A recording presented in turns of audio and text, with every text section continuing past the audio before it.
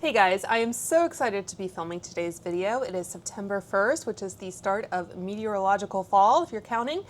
And it's also the unofficial start of, I guess, the holiday releases and palette season, as I'll call it. So for today's video, I have managed to get my grubby little paws on the Byredo Bibliophilia palette. This is what the actual palette looks like, and this is what the outer carton looks like if you're unfamiliar. So this palette went up for just a couple hours on the Nordstrom website. I actually placed my order for pickup and I wasn't expecting it to be available until tomorrow, Tuesday, but as it happens, it was available for pickup today. So I'm filming my review as soon as I can. I already uploaded a reel on Instagram that shows you swatches of all of the shades in natural daylight, so I'll link that for you if you'd like to check it out. But I am going to be doing a demo here. So this again is what the palette looks like. It has kind of a mirrored back to it, so you get kind of video inception there. There's a crumpled piece of paper, which we'll get to. The shades are all in the back there, and again, it is very hard to see with the reflection.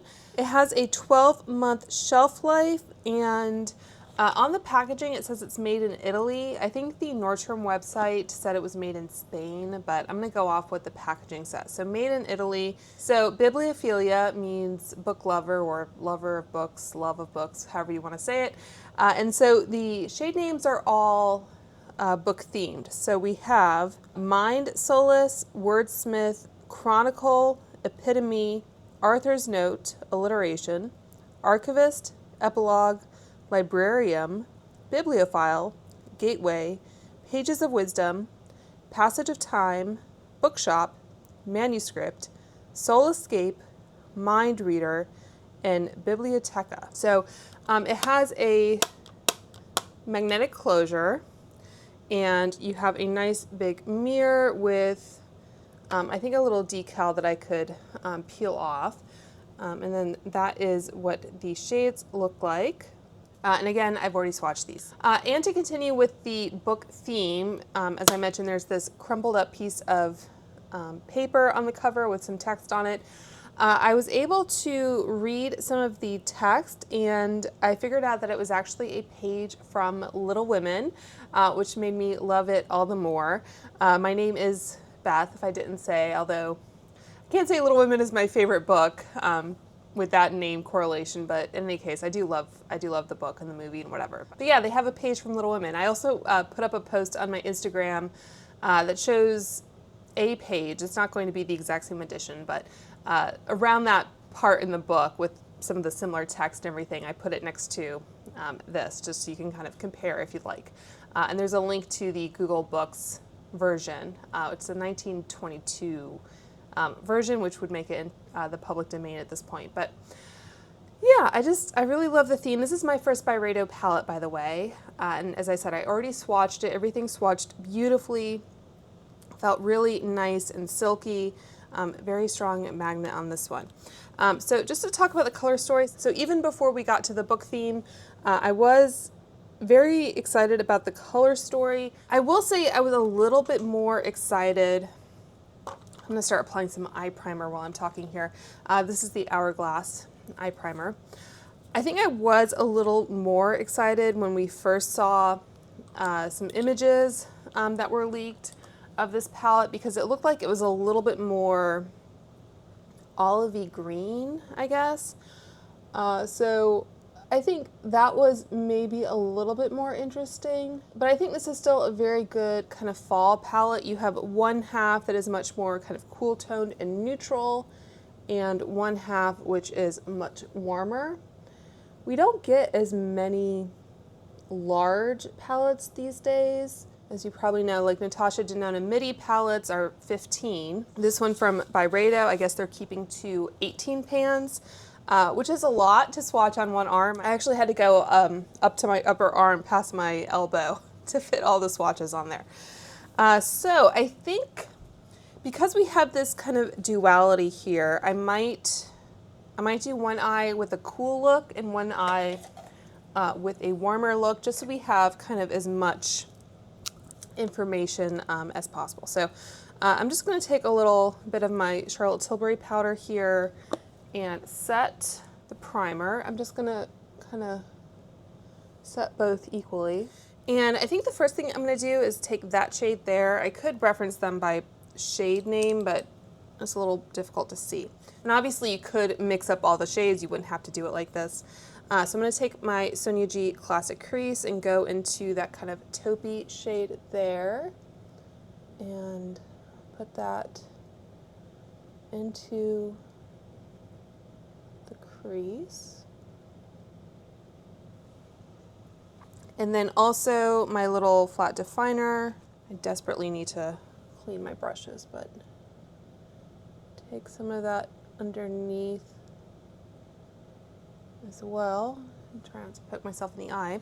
So all of these, there are obviously some more metallic shades, but I think even the matte shades have a slight kind of sheen to them, or just a little bit of softness, so they're not going to be like a super dry matte. So taking that one up there, a little bit darker, a little bit more kind of minky. And this is a mini booster. So just putting that kind of in the outer V area. And I'm going to go back in with a little bit of that first shade again around just to blend. But yeah, I think with this quality of eyeshadow, you really don't have to do much work. If I didn't mention the price, this is $115, which I think is a fair price point for a palette of this quality in this size. So just kind of continuing to build up the depth.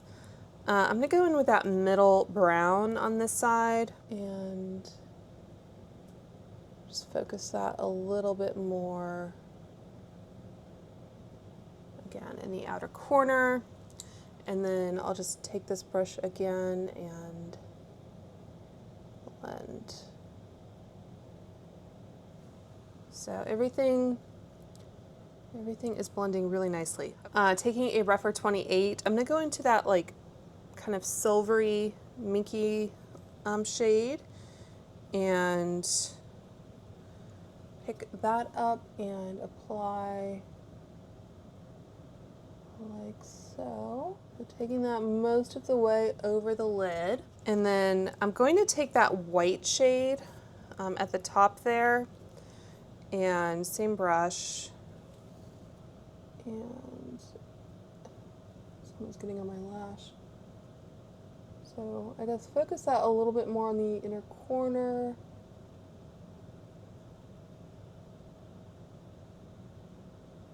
And then blend. I might have just a couple like little specks of fallout, but nothing really too dramatic. I might actually take my finger and maybe just see what this does. I like a little bit more of this minky kind of color.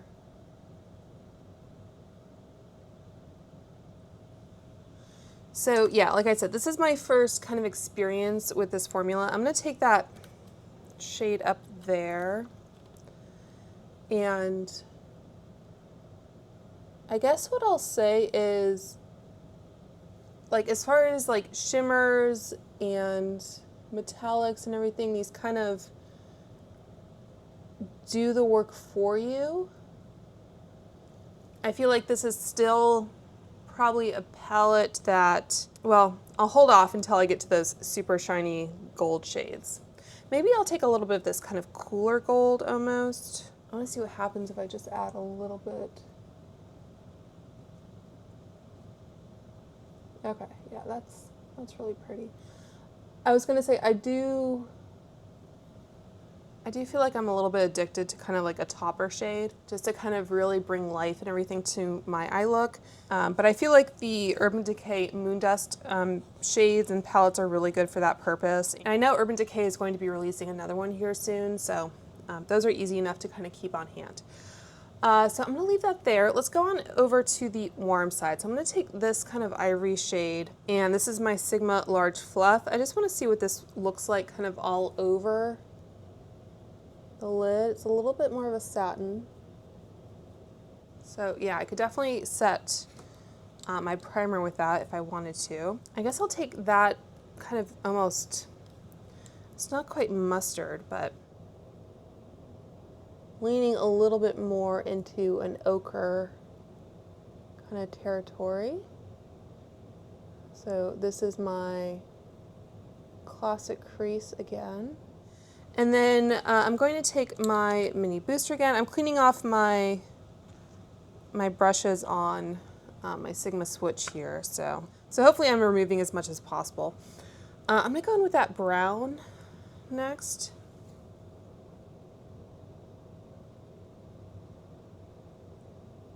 And again, focusing a little bit more, sort of creating that shape.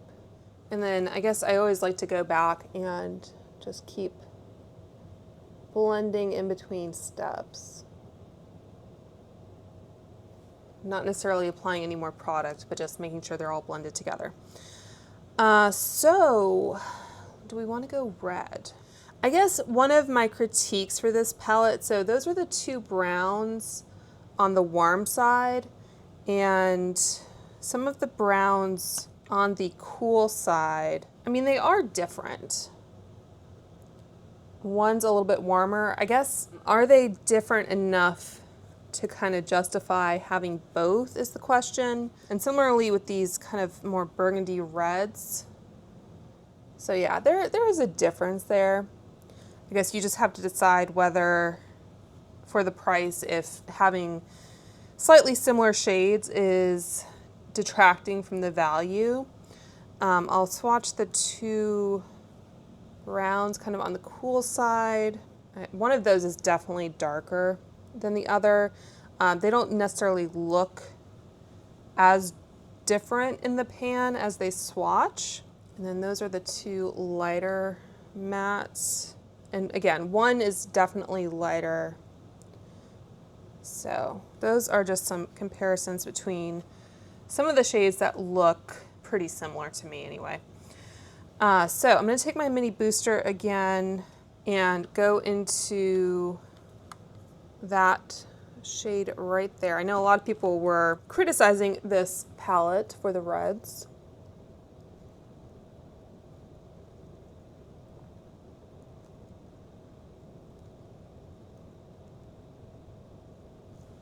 So I think there is a way to do reds in a way that is pretty flattering. I'm going to go back into that shade again with the classic crease. And just blend. Yeah, don't really see much fallout, if any. So taking my Refer 28 again, I'm going to go in with that corner shade, the red one, kind of burgundy.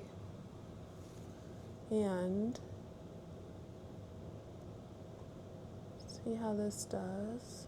I'd say this is adhering pretty well.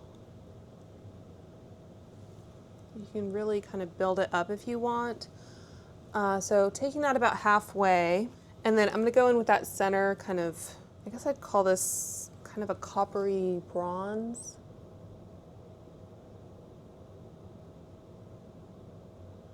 I looked on the Nordstrom listing again, and they didn't have shade descriptions. I don't know if Byredo will. Byredo also has like a perfume and candle called, I think it's called like Bibliothèque or something. I'm gonna take a little bit more of that brown. Yeah, so I was hoping that Nordstrom would have some in store, but they didn't.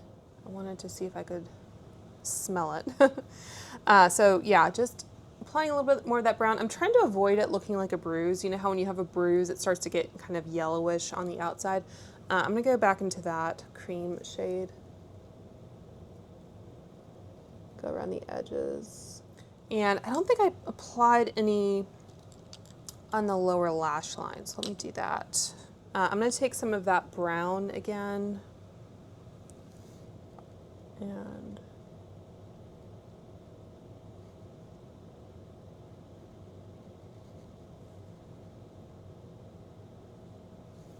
it's going to end up being a much more kind of dramatic look.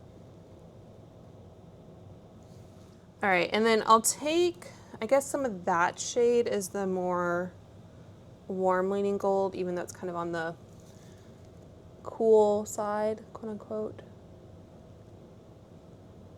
And just tap that. So yeah, this is, especially going in with the finger, just be a little bit careful. So I think that's pretty. As a personal kind of preference, I think I prefer the cooler side. I'm gonna take one of my little pointed Q-tips here and just run that, clean it up a little bit. And just to make me look a little bit more even, I'm going to take some of that center shade on this side, that brown, and apply that, deepen this up a little bit. All right, I think that's good. I think that's where I want to leave it. Let me throw some liner on. I actually want to try this liner from MAC because I haven't tried it yet, and I think these are half off today at Ulta. So if you're watching this the same day I'm uploading it, fingers crossed, these may be on sale. And yeah, this is definitely going to be kind of that drier kind of formula. I think I might switch to my Lisa Eldridge. So they have some fun colors if you see a color you like, but I'm going to go in with my Lisa Eldridge in ground coffee. I think I'm just going to do brown on both sides. So what are my final thoughts? So I like this palette. I think everything performs really beautifully. Like I said, I'll probably lean a little bit more towards the cooler side. And of course, play around with mixing and matching a little bit. Like I said, I was, I guess, more excited about the original color story, but I may actually end up getting more use out of this one. So I think, like, use-wise, like, you can do more dramatic looks, obviously, but I also think I could easily reach for this for work, and the mattes and metallics or satins are not the kinds of formulas that are going to give you a whole lot of trouble. Like, they're fairly easy to blend, so you can kind of be out the door and on your way, which is a plus. Like I said, a few criticisms. I think some of the shades are a little similar, and I don't know that Byredo has ever done like topper type shades, but it's always nice to have a couple of those in a palette just for a little bit more dimension. But like I said, I can always reach for a single shadow. Like, I have some Urban Decay ones here for that reason.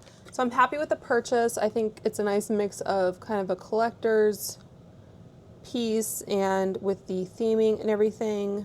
I could read what Byredo actually said about the palette in a second. I will say at the same time though, it's not the end of the world if you can't get your hands on it, if it sells out, or if you just choose not to buy it. So Byredo says this is a richly pigmented eyeshadow palette inspired by the mood and atmosphere of the library, where ideas and discoveries merge together to create your own narrative, is what they say. All right, so I just threw on some blush bronzer and a lip pencil from Ilia, so I'll have everything linked for you down below that I'm wearing. But yeah, that is the final look. So hopefully having two different looks here gave you a good look at how these shadows perform. This is mascara, if not fallout. But anyway, hope you guys enjoyed this video. If you did, make sure to like and subscribe. I have lots of eyeshadow content coming for you this fall and into the holiday season, of course. So I hope you guys are all doing well and staying safe, and I will talk to you soon. Bye.